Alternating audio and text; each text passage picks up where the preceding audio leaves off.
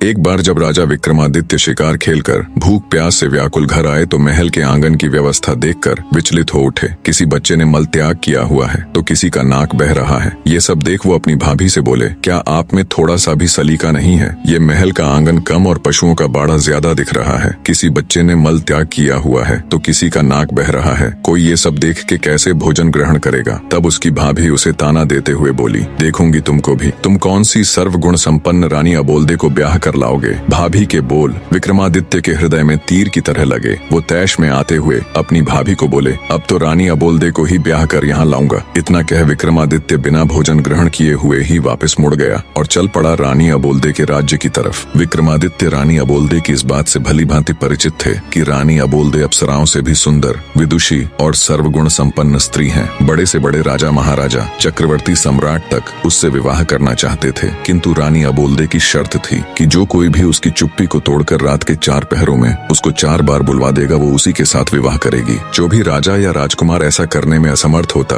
उसे रानी की कैद में रहने की सजा हो जाती। अब तक कोई भी राजा या राजकुमार 4 बार तो क्या, 1 बार भी रानी को नहीं बुलवा सके थे। 111 राजा व राजकुमार रानी को बुलवाने का ये असफल प्रयास कर चुके थे, जो अब उनकी कैद में पड़े थे। रानी अबोल्दे ने अपने महल के सामने एक बड़ा ढोल रखवा रखा था। जो कोई भी राजा या राजकुमार रानी से विवाह करने का इच्छुक होता, उसे डंके की चोट मार उस ढोल को बजाकर आगाज करना होता था। राजा विक्रमादित्य ने चलते चलते एक योजना बनाई। उसके पास 4 ऐसे अदृश्य वीर थे जो उनके हर हुक्म को मानते थे। राजा विक्रमादित्य उन वीरों के साथ शाम होने से पहले ही रानी अबोल्दे के महल के सामने पहुंच गया और डंका उठा, जोर से ढोल पर दे मारा। ढोल की आवाज सुनकर रानी ने अपने सेवकों को आदेश दिया, ढोल बजाने वाले को आदर सहित अतिथि गृह में ले जाए और उचित सत्कार किया जाए। रात का पहला पहर शुरू होने से पहले ही रानी अबोल्दे 16 श्रृंगार कर अपने महल में पलंग पर बैठ गई और सेवकों को आदेश दिया कि राजा विक्रमादित्य को उनके समक्ष लाया जाए। राजा विक्रमादित्य सेवकों के आग्रह पर रानी अबोल्दे के महल में आ गए और अपनी योजना के अनुसार अपने 4 अदृश्य वीरों को उनके अति सूक्ष्म रूप में अलग अलग स्थानों पर बैठा दिया। एक को रानी के पलंग के पास, दूसरे को रानी के मटके के पास, तीसरे को रानी की खिड़की के पास और चौथे को रानी के हार के पास बैठा दिया। और वो खुद भी रानी के समक्ष एक काठ की कुर्सी पर बैठ गए। उन्होंने रानी से बातचीत करने का प्रयास किया, पर रानी अबोल्दे ने कोई जवाब नहीं दिया। वो तो उनके सामने ऐसे बैठ गई जैसे कोई पत्थर की मूर्त हो। तब राजा विक्रमादित्य ने रानी के पलंग की तरफ देखते हुए कहा,